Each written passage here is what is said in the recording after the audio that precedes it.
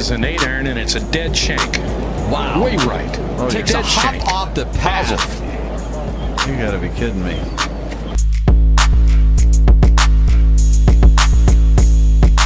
Very tough pitch shot right here. You got to hit it into the hill, one hop up and bite, and it's in. Kind of like that.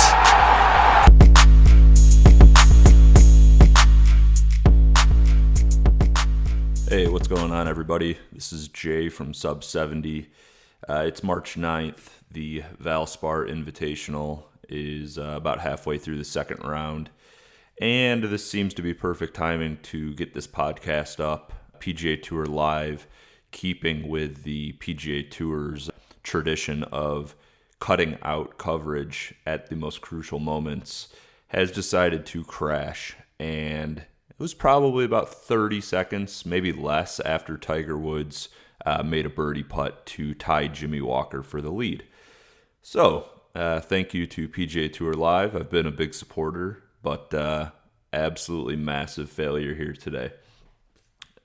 Valspar's looking good, though. Tight leaderboard, a bunch of old guys up there. Bob Estes, Furyk, and I know Stricker played well yesterday. And then, of course, Tiger is tied for the lead with Jimmy Walker. It's kind of interesting. You know, the guy wasn't even taking full swings, 4 or 5 months ago, and he is absolutely trouncing Spieth and Stenson, who he's playing with. This episode of the podcast, though, also comes at a fitting time. It is our interview with Edward Loar. He is in second place in the Web.com tournament right now. He's having an awesome season on the Web Tour. Edward went to Oklahoma State University, was a awesome collegiate golfer, played with Charles Howell III and some other great players. They won in NCAA team championship, played tons of mini tour events, including the Hooters Tour, the Nationwide Tour. He's been on the Web Tour, spent several years over in Asia, and has played in Europe as well. I believe 29 countries in total. So it's a really interesting story and some insight on how difficult it is to play professional golf for a living and some of the sacrifices you have to make and the support system you need to be able to do that. It was a really great talk. We appreciate the time. Be sure to check out Edward's Twitter account, which is Big E in Big D. And also shout out to the Ed Loar Tracker and the Loonies. Check out that Twitter account as well. It's a great Ed Loar tracking account, which is Ed Loar Tracker. Here's the interview.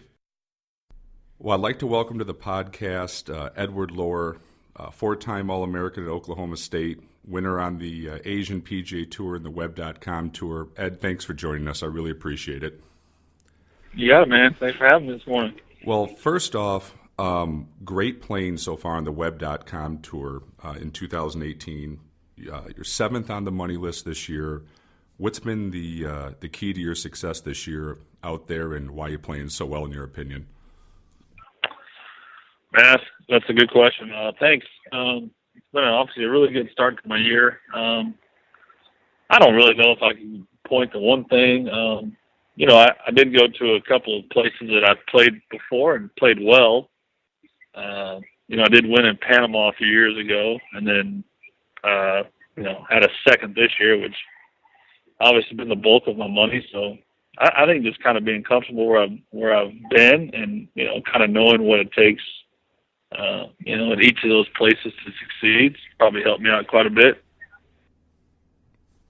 And I don't know if a lot of our listeners know this, and I think this is what makes this story so great, and why I wanted to especially have you on is the perseverance this took. But the 2016-2017 season, weren't your best, and now doing what you're doing, like I said, it makes the story even better.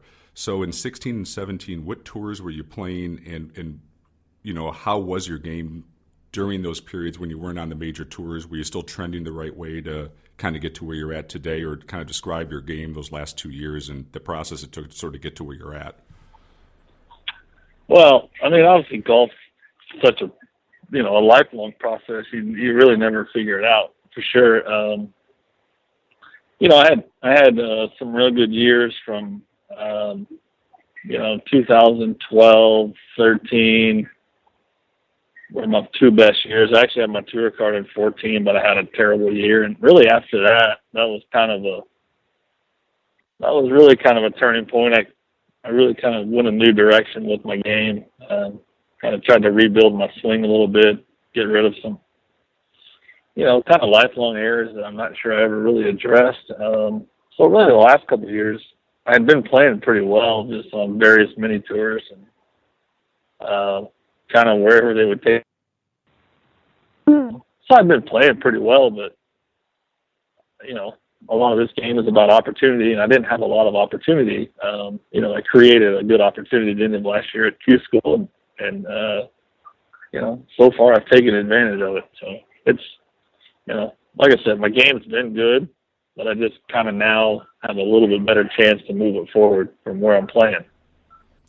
And let's talk about, the Q School for the web.com this year. You were in 68th place, halfway through the event, and then you go on one heck of a birdie run, to get your card. What was that pressure like and that experience like to kind of know, knowing it's kind of do or die and you got to kind of perform and to perform under that kind of pressure? It's what was that experience like overall? Well, obviously very gratifying. I mean, I've played enough Q schools. I think that was probably my,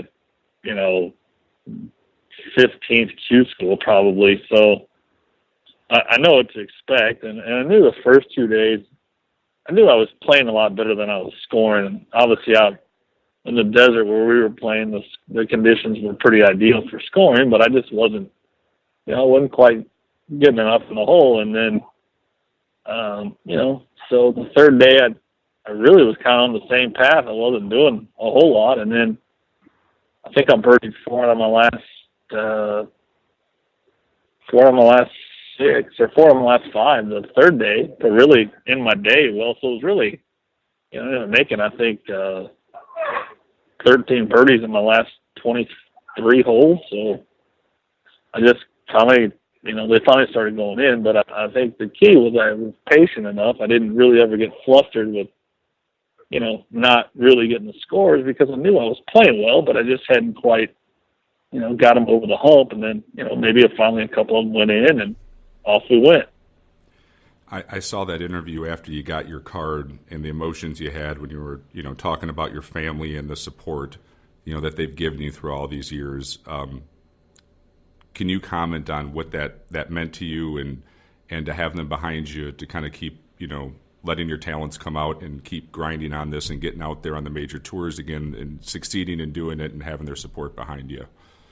Yeah, I mean, that means the world to me. I've been at this for a long time, 17 years, and honestly, I thought I was going to be one of those guys like everybody that was going to come right out and get on tour and make more money than I could ever spend.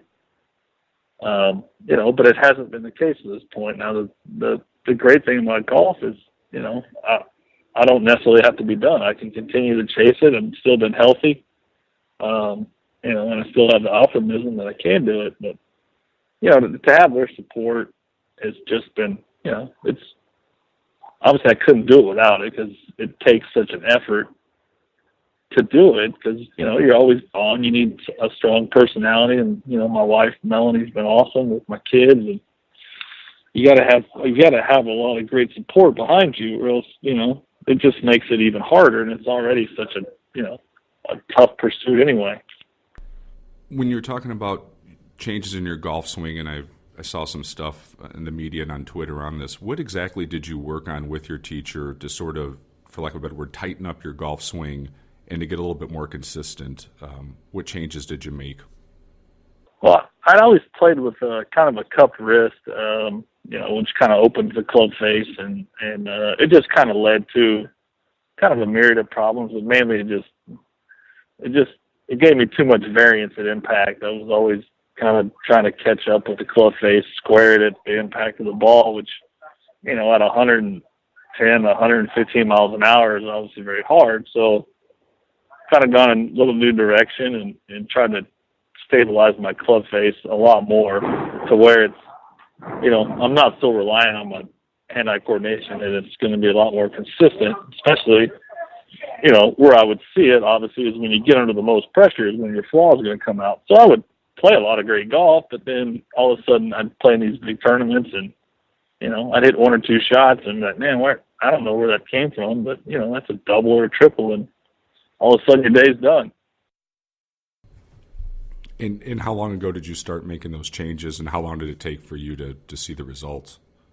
Really kind of, I went to European Tour School at the end of last year, so when I got back from that, and I kind of had done the same thing, I'd been playing really well and made it all the way to finals, and then saw a lot of the same patterns. And so this was like November of like 2016. So, and it's really, it's taken me, and it's still going to be a daily deal, and probably until the day I quit playing golf. But, it probably took me 6 or 8 months to really start to trust it. And now it's, now I have a lot of belief in it, which, I think definitely translated into my game. When you were a kid and started playing golf, I read your dad was an excellent player. I'm assuming he kind of introduced you to the game. What age did you start playing, and how did you get involved when you first got out there? I started playing. My dad first started taking me out when I was 4 or 5. I have a younger brother who's 2 years younger, that's also a very accomplished player. So we just kind of started as a family game. Started playing some little father-son deals, and I still remember, my dad, just to try to get us to learn how to compete when we were young. He was obviously a really good player, but just so we could kind of compete with him, he would drop us off we would start playing from the 150 marker, which, I would encourage a lot of kids to do, just so you're used to making 3s and 4s and 5s, not just, 10s when you start playing. So I think it gave us an early start on how to learn how to compete, try to make a score, and then started playing some junior tournaments and started to really develop an affinity for it. I'd say at probably age, 13 or 14, I was like, man, I really like golf, and obviously just kind of kept going from there. And is that the age when the talent started to show itself that, there's a possibility you're going to be playing D1 golf and maybe actually doing this professionally? Is that when you sort of, blossomed into the player that was going to get the D1 scholarship? Yeah, I probably started getting some looks at, 14 or 15, some coaches would kind of start popping up. Yeah, I mean, I played every other sport. Like most kids my age, I wasn't really into the specialization. So, but I only played golf. I quit playing every sport after 8th grade. So really kind of high school is when I started to really hone in on it. But yeah, you'd start to see the coaches pop up a little bit at all these tournaments. And so, yeah, that's kind of when I knew and just kept going from there. You went and played golf at Oklahoma State. Was that an easy choice for you to make at that point, or were there some other universities that you were considering going to at that point in time? I had some other offers, but, in my opinion, if you get a chance to go play golf at Oklahoma State, that's a pretty awesome deal. I mean, it's a preeminent golf program in the country. So I pretty much knew after I had all my visits, with the coaches, and then certainly after my recruiting visits, that I was going to go to school there. And, I was from kind of a small suburb out of Dallas, and Stillwater had a really similar field size-wise, and just kind of a slow pace, and that's what I liked, and I loved every minute of it. And I couldn't speak more highly of the golf program or Coach Holder or anything with Oklahoma State. I loved it to death.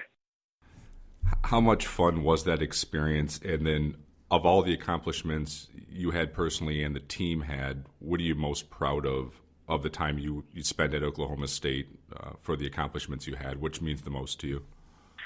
I think my first year was probably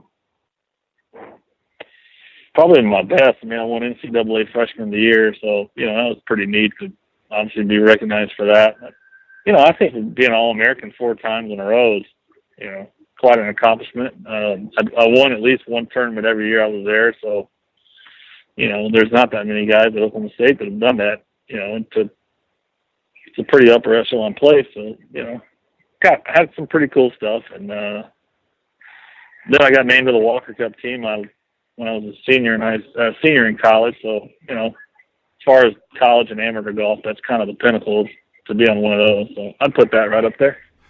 And there was some other great players at Oklahoma State when you were down there. What other guys did their talent really show to you, or they were really, really great players in your eyes and impressed you the whole time you were down there? No, we had a bunch. The other two guys that still play are Bo Van Pelt, who actually has been hurt for the last couple of years, but it's had a great, really solid career for 15 years, and then Charles Howell. So I was a contemporary. He's a year younger, but I've known him since I was about 10. But guys, those were both of my teammates. So that says a lot about it. It's two guys that played on tour for 15 plus years, and then we had some other guys that tried. A kid named Anders Holtman was a Swedish kid. He was a first-team All-American. He tried for a little bit, but just a lot of good, solid golfers and a lot of great guys too. If I read this correctly, did you actually live with Charles Howell III when you were in college? Yeah, we did. We were together for 2 years. And I'm assuming he was just a complete wild man the whole time you guys were down there together. I picture him going out 5 nights a week, just staying out till 4 in the morning, cutting classes. If you consider going to the golf course being a wild man, then yeah, he was right up there. I could picture. I picture him practicing a lot, getting really good grades, and not going out too late. In all honesty, you got that. You pretty much nailed it. Is there any great Charles Howell III stories you can share about him that, without throwing him under the bus, that are just classics from the time you guys were living together down there that would be funny to tell? Well, contrary to his image, when he came to school, he was big into rap, which a kid from South Georgia is kind of odd. So he had a couple of Tupac posters in his room, and he actually had this. He came to school in the late '90s, so like a mid to late '90s Toyota Corolla. And he had a neon light in the back of it, and so it was pretty much the most off the wall thing you would ever think for a kid like Charles to come to school with. So he got rid of that shortly after school with all the grief that he would take from the golf team. Yeah, I picture him more like in a Buick or something like that, a little more conservative than neon lights on a Toyota. That's right. Well, I don't think that hurt him too bad, but that is pretty. I had no idea he was into rap music and had neon lights on a car. That's awesome. Well, let's look at the '99 Walker Cup. You talked about a little bit earlier, and you got to play on that, which has got to be an incredible experience. So how was it going over to Scotland? And I looked at both the lineups on the American side and the British and Irish teams. Those teams were stacked with talent. That had to be some pretty darn good matches. Yeah, it was. I had been over there. I had played the Palmer Cup, which is kind of the college version, a couple of years earlier in St. Andrews. So I'd played over there a little bit and had kind of fallen in love with links golf already, and so it was it was an awesome trip. We got to play. Where all did we play? We played like Troon, Turnberry, Royal Dornick. So we played some pretty awesome places. We landed 7 or 8 days early and played some courses on our way, and so obviously it was just a wonderful experience. Great. They had a great team. Luke and Paul Casey and some other guys that have played on tour. So it was a hell of a match.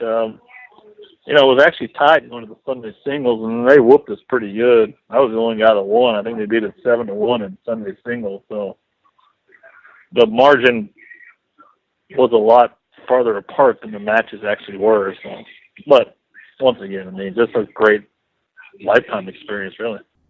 And then after college, you turned professional. And what tours did you start off playing when you went pro back at that time? Where did you sort of land at first? I've pretty much played any tour you could ever come up with. I think my first year out, I turned pro in 2000, went to Q school, I didn't make it through, so I went to played the Hooters Tour, and then I went to Canadian Tour School. So this was '01. Played there. Went back to Q School, didn't make it. Then I had a buddy mention going to the Asian Tour Q School, so I went with him in 2002. Got my card there, and then played really well over there. I actually lost in the playoff my first event, and then ended up finishing like 30th on the money list. So that gave me a place to play, and then I kept going back to Q School, but I couldn't ever make it out of the second stage, and so I ended up playing the Asian Tour for 5 years through 2006. I got my nationwide card in '06. So then '07 I played there and didn't play any good, and then after that it's just been a myriad of mini tours, state opens, won the qualifiers until 2011. End of 2011 when I got my tour card for the first time in my 12th try at Q School. Well, when you were playing the Asian Tour, you did have 2 victories in '03 and '04. I'm assuming that'd be great for your confidence. It's still a major tour you're winning out there. That had to be, reinforcing you're going in the right direction. Oh, and there's no doubt. In '04, I won the Korean Open, and I played with Ernie Els the last 2 days, and he had just won the British Open. I think he was ranked 2 or 3 in the world. So, yeah, that was a huge boost. It was a wonderful tour, a wonderful life experience. Got to see a bunch of countries. I've played in 29, so most of them were over there. So, yeah, it was awesome. I loved it. I've encouraged guys that I've known to do it. It's a lot better than trying to just play mini tours, but it was a cool experience for sure. When you won the Korean Open, I saw you commented on this in the past about, it's you and Ernie Els kind of going down to 9 holes at the end. Is it more nerve-wracking knowing there's, it's Ernie Els, or do you just embrace the moment and say, like, this is why I practice, this is why I play, this is fun? Can you kind of describe what it's like when it's sort of, you got basically a legend next to you and it's for all the marbles? It's, what's that experience like? Yeah, I never felt overwhelmed oh boy, I'm playing with Ernie Els. I mean, first off, he's just such a gentleman, so it's not like he was intimidating to play with. But I think for a guy like me in that position, it was more of all right, well, let's see what I got. How does my game stack up to him? And, honestly, I didn't feel like that he did a whole lot that I couldn't do. So, certainly it was a boost of confidence. I rose to the occasion and, got to dusty him off pretty good. So, I've played with him a couple of times since then, and he's always mentioned it. And, like I said, he's just such a first-rate guy. But, yeah, for a guy like me, I think I was, 26 at the time, maybe. 27. So, yeah, it was a huge boost that, I was doing the right things and hopefully going in the right direction. And was that the tournament that they actually, if I read the story, they paid you in cash? Yeah, it is correct. I got paid, what was it? 64 grand in cash, or 74 grand in cash. Yeah. And you literally have to just, here's the tournament's over, here's your cash, here's your trophy, and then take it to the nearest bank, I guess, or something like that. Yeah, we would. We'd all just kind of hang around and drink a couple of beers after the round, and they'd bring in all the money and money count machine, and they would just call you over one by one, and count out your money, and there you go. And so I actually was going to Taiwan after that. So that Monday morning, the next day, there was a couple of banks nearby where we stayed, and I took it in there, and the guy luckily recognized me from the golf tournament. I think he charged me $400 to wire it home. So, but I didn't sleep much that night. That Sunday night, obviously, it was 75 grand in cash in my room. So it was a little bit of a odd situation. Yeah, you hope no one's following you back on the bus, right? No, because it would have been a great bus to knock off because, there's probably $300,000 in cash on the bus because we all rode in the same bus. So. Well, it all worked out okay. It's an interesting story. To be honest, I had no idea they actually. I just assumed they would wire it to your account, and I had no idea. Most tournaments, most tournaments did. There was a couple of tournaments each year that were run in Korea. Those are the only ones that we ever got paid in cash in. And then in 2006, you finished second in the Dunhill Links Championship. And my question is, just from watching it on TV as a golf fan, that looks like it's the coolest event ever. And then how much fun is it to compete in that event? And you were kind of going down to the wire with a couple of big names on that one as well. Yeah, I would say that was probably the coolest thing, I've experienced. As a golfer, I think there's a couple of golfing meccas, in my opinion. One of them is Pebble Beach, and I think the other one is, the first tee at St. Andrews. So, to play there in a big event, I don't think there's anything like it. And, the other two courses, Carnoustie, which, in my opinion, would be the best course I would play under decent weather any day. So, pretty awesome experience. I had my brother caddying for me. So, so just awesome. I was playing with Ernie and VJ the last day as well, and Podrick ended up winning the tournament. But yeah, that was the closest I've come on to having a really career-defining moment. I think I got tied for the lead after the 10th hole and then made a couple of bogeys. And then I think Podrick made a couple of birdies coming in. So it ended up 4 or 5 shots. But it was, for a while there, it was a pretty awesome deal. And then you would have had your European Tour card, but there was a error on when you checked into the tournament that they wouldn't go back and fix to essentially not make you exempt on that tour after that finish? Well, what they do in Europe is they have so many tournaments around, obviously in different countries, is that if you're not a member of their tour, you have to pay what's called an affiliate fee, and it used to be, I don't know what it is now, but it used to be £3,000, which at the time was about $5,000. So I hadn't paid that, which, who's going to really pay $5,000 for, 1 week? But had I paid it, I would have made enough money to get my card. But, it's different than over here, because obviously over here, if I would have done that, I just wouldn't have made enough money and it wouldn't have mattered. But, they do it for different reasons, mainly because they don't want 300 guys getting membership because they play tournaments in so many different places. So that was the reasoning. The times you played the European Tour, it looks like it would be, to my perspective, an enjoyable tour to play. It looks like the guys get along well. Is that perception correct, that it is kind of a little bit more easygoing and good group of guys out there, and it's a fun tour to play on? Yeah, there's no doubt. I think just by habit and by all the places they travel, you just become, I think, such better friends, because a lot of places you're all staying together, all staying in the same hotels.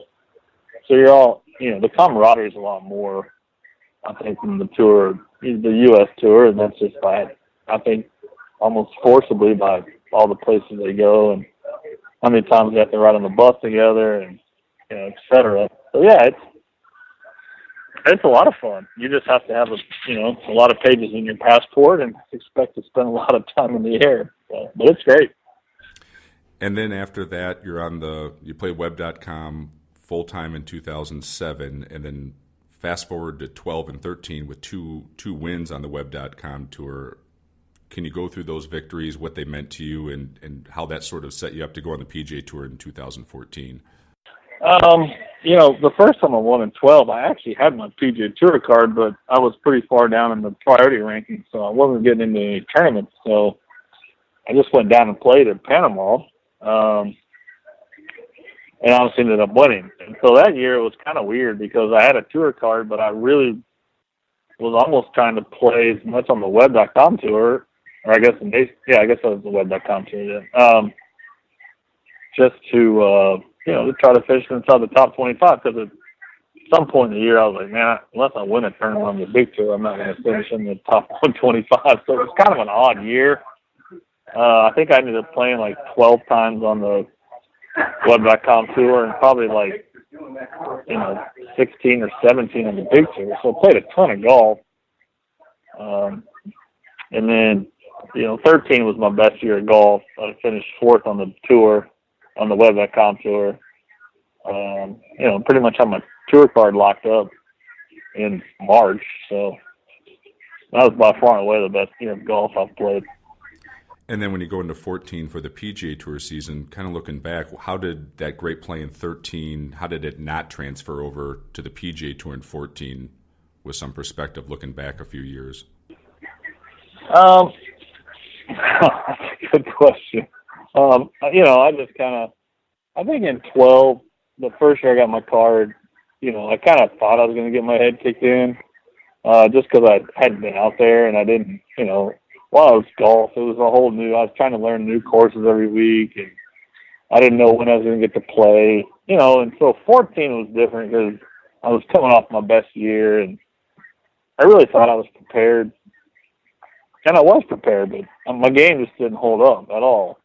I got off to a poor start, so all of a sudden, I had a good number to start the year in my category, and then I missed some cuts, and I started falling down the list. So then I didn't keep getting in, and then you start chasing, and I was really struggling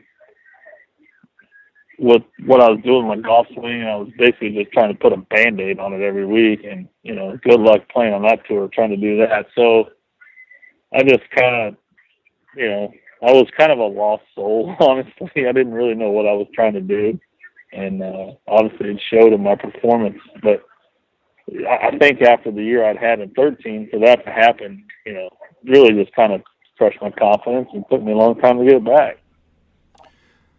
Well, hopefully you'll be on the PGA Tour in 2019 with your good play. So hopefully that's a learning experience that when you're back out in the big tour, you're better for it in the long run, right? I mean, I think sure. Hopefully you look at it from that direction.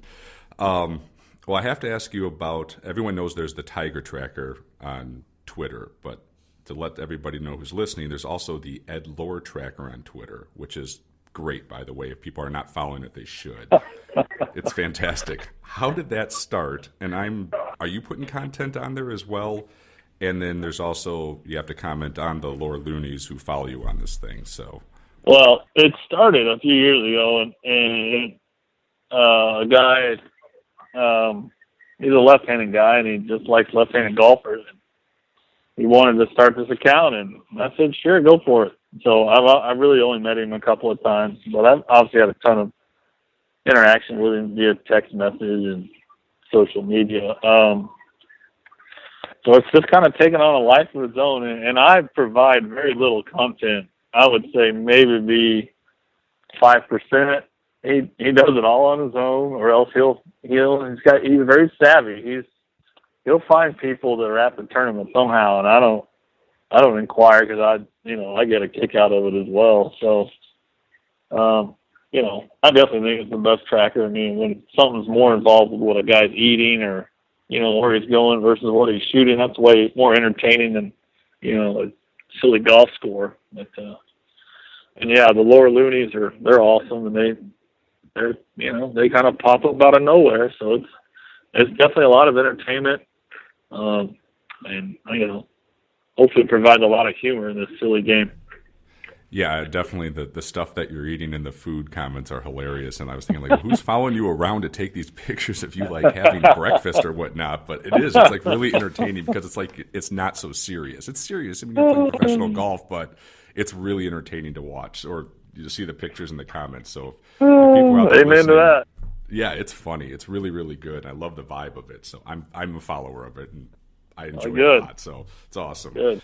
We got some more lighthearted questions. I kind of ask these to every touring pro that we have on the podcast. So it just no right or wrong answer, just sort of what it comes to your mind on this stuff. So okay. If you could take 3 PGA Tour players, or they could be Champions Tour players, out for a day on the golf course with a fun money game and some dinner and drinks afterwards, who are you taking?